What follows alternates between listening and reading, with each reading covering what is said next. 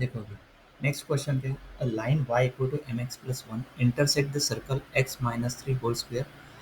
Plus y plus two whole square equal to 24 at the point p and q. If the midpoint of the line segment pq has x coordinate that is minus 3 by 5 then find the value of m. देखो इसमें क्या find करना है line y equal to m x plus one intersect the circle किसको कर रहा है x minus three whole square plus y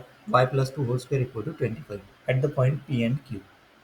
दो point at the point p and q. देखो if the mid point of the line segment pq has a x coordinate minus three by five x coordinate क्या है उसका minus three by five then find the value of m. तो कभी इसका solution कैसे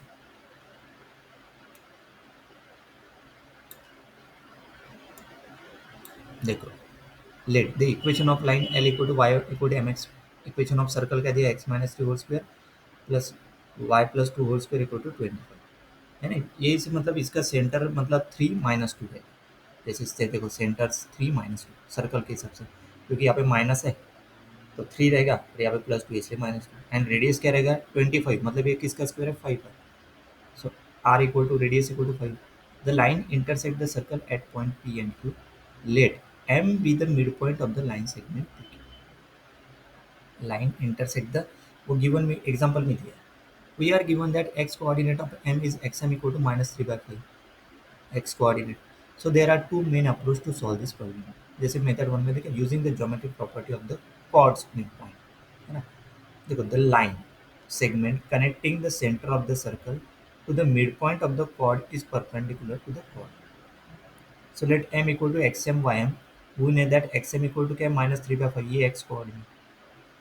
since m lies on the line y equal to mx plus 1 so its y coordinate must satisfy this equation. जैसे diagram में देख है ना M one और एम टू मतलब ये दो मेथड के हिसाब से लिया है ना line m equal to three next line m equal to two दो लाइन आती है तो उस हिसाब से देखो सेंटर थ्री माइनस टू है ये सर्कल डिफाइन किया हुआ पूरा तो उस हिसाब से लिया इस डायग्राम देखो ये एक्स एम वाई एम लिया वहाँ पे x m equal to minus three by पर y equal to m x plus one m lies on the line y equal to m x plus one. Its y coordinate must satisfy the equation ym equal to m x coordinate put करेंगे plus one minus three by five m plus one the slope of the line P Q is m. इस slope का equation क्या है m है the slope of the line segment C C M is m C C M ने corresponding जो C लिया ना तो y m minus minus two x m minus three. Substitute the coordinates of m and cc मतलब the slope of ccm जो c point two m diagram में दिए के ओके डायग्राम में ये m इन जनरल यहाँ पे दो लिए हैं एम वन एम टू हम एक लेंगे डायग्राम हमने प्रॉपर तरीके से नहीं दिए ओके सो आप लोग मतलब नहीं के हाँ the point the slope of the line segment C C M तो करस्पॉन्ड के तौर पर ना कि ये सी सी मतलब सेंटर है ना थ्री कॉमा डायग्राम में उसमें थ्री लिखा है सी लिखा है सी लिखा है यहाँ पे सी सी एम ओके उसको इन उसके साइड लेंथ याद रखो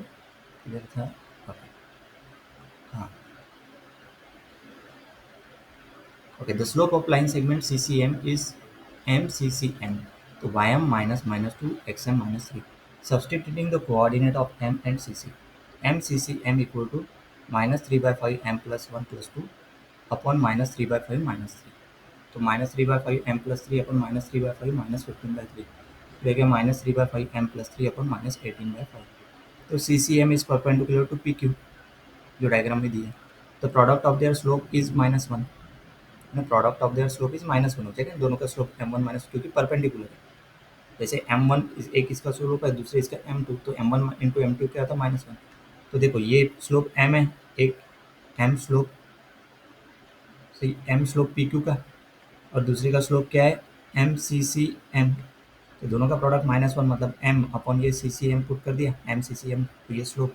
दिस इज इक्वल टू -1। तो सिंप्लीफाई करेंगे उसको, तो सिंप्लीफाई करने के बाद इक्वेशन क्या आ जाएगा, -3/m m square plus 3m equal to, simplify करने के बाद ये आता है ना, मतलब -3/5 m square plus 3m equal to 18/5। So multiply the entire equation by 5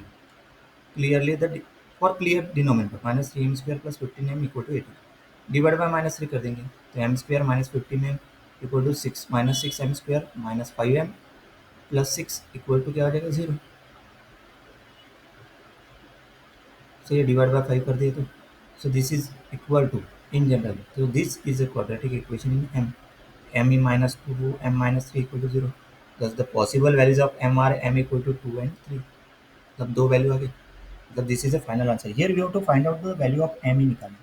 m equal to 2 और m इक्वल टू 3। ऑप्शन में ने क्या, ये इस टाइप के ऑप्शन दिए, जैसे ने क्या 2 इज लेस और equal to m less than 4, ये ऑप्शन करेक्ट रहेगा इन जनरल, है ना। 2 इज लेस और इक्वल टू, क्योंकि m इक्वल टू क्या है 2 और 3 है,